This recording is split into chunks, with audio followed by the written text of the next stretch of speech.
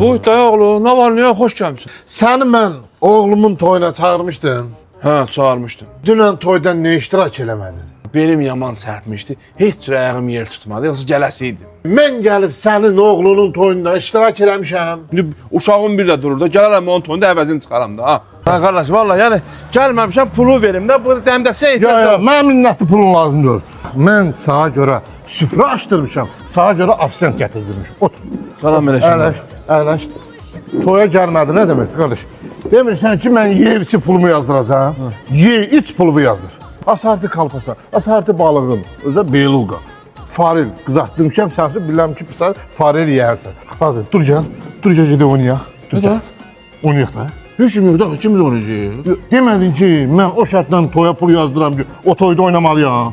Dur, qoy gəl, yeyərsən. Sən burada başqa işim yoxdur ki toyda. Boş zal oynayaq. İkimiz də, dur gəl. Hə, gözün aydın olsun. Allah xoşbəxt eləsin sənin balanla. Sağ ol. Sən bir mahnı.